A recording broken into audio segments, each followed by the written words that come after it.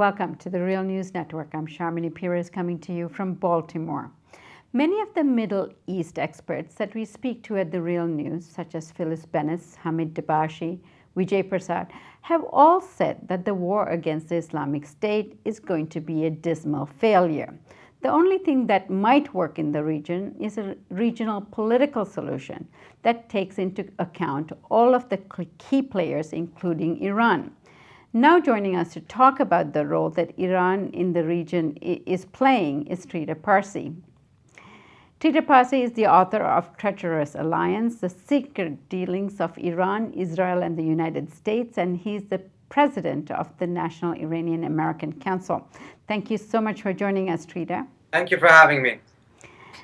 Trita, the Iranian president, Hassan Rouhani, in his remarks at the UN last month, opened the door to the collaboration in the fight against IS. We also know that the Iranian foreign minister and the Saudi foreign ministers both met, and they declared on September 21st that this is the first page of a new chapter in their relations. Do you think that is so? I think it's too early to tell if there really is a new chapter. I think there is a desire in many different places to see a different relationship, a different dynamic between Saudi Arabia and Iran, because the conflict between the two, the rivalry between the two, has fueled many of these other conflicts. So, for instance, the Saudis have been very active in promoting various jihadist groups in Syria, in Iraq, and elsewhere, mainly as a buffer against Iran. And because those areas have ended up becoming areas of competition between the two, we've seen how this proxy war between them has ravaged and destroyed many countries in the process. Now, is this meeting between the two foreign ministers just a sign that they both realize that this is going a bit too far at this moment and that it's getting too dangerous and is actually becoming a threat to themselves? Or is it just a tactical reduction of hostilities for now, but does not have much more of a strategic dimension to it? It is too early to tell whether that is the case or not, but clearly it's going to be very difficult to resolve any of the conflicts in the region unless the Saudis and the Iranians manage to find a way to work together.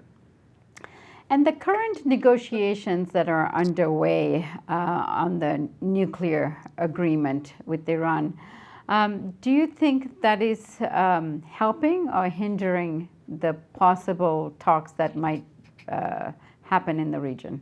It should help, but I think in reality, in the case of Saudi Arabia, the fact that the negotiations have been going on, the fact that much of the real negotiations were taking place in secret in Oman, and the Saudis were not aware of it, has just fueled their suspicion and their fear that if there is a successful nuclear agreement, the Iranians would be recognized by the United States as a major power in the region, and that their power ambitions would be legitimized and accepted by the United States. That has fueled what I would call Saudi panic for the last couple of months, in which there's been a lot of drastic measures, most of them completely counterproductive, that the Saudis have engaged in.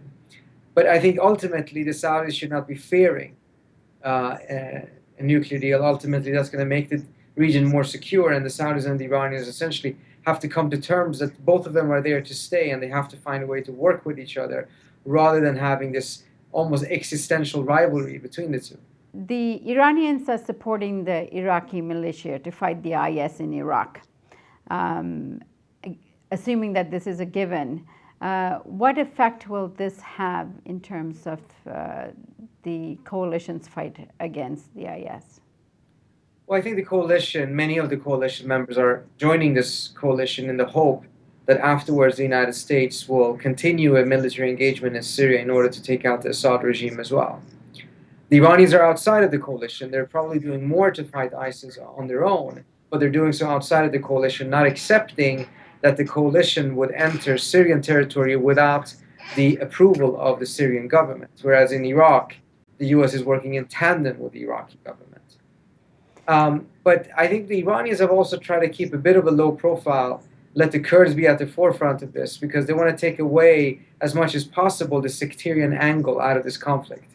If the Iranians were very visible in this fight, that this would give credence to the idea, the false notion that this is a sectarian war being fought. The Iranians are trying to reduce that element and keeping a lower profile, working more behind the scenes is a helpful element in their calculation then. And do you think this will lead to some sort of discussion, negotiation, joint effort in terms of fighting the IS? The United States and Iran are already indirectly, at a minimum, coordinating efforts, because the U.S. is coordinating with Iraqis and the Iranis are coordinating with Iraqis. Both sides seem to prefer to keep this unofficial rather than to make it public for various reasons. But reality is, such as. well, from the Iranian side, they don't want to be seen as becoming a partner with the United States at this point.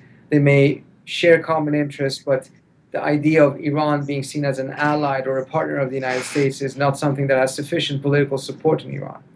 From the US side, there are numerous reasons, including the fact that if the Iranians were to be part of the coalition, there's a risk that some of the Sunni states would walk out. The Saudis have made that threat themselves. And beyond that, the Iranians were needed in order to get rid of the Maliki government. But now the US calculation is that there's a need for a Sunni component to the coalition in order to be able to defeat ISIS in Syria. And there's also a domestic political consideration of not having the US and Iran suddenly being on the same side very overtly in this conflict, because that could have domestic political ramifications for the president just weeks away from crucial midterm elections. Right. And what are the indicators that the Iranians will be able to live with a Syria that is not led by Assad? There's no clear indications yet that that is something that they're going to agree with. But I think the red line is not Assad as much as it is the Syrian state. They don't want to see the Syrian state completely collapse. They believe that that's the worst outcome, because then you're going to have yet another failed state in the region that will be very prime target for IS, Al-Qaeda, and other jihadist movements. So there seems to be a theoretical openness to having a solution without Assad as long as the Syrian state structure remains in place.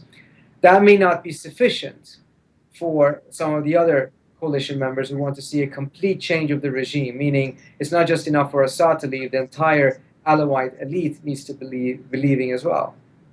Right. Trita, thank you so much for joining us today. Thank you for having me. And thank you for joining us on the Real News Network.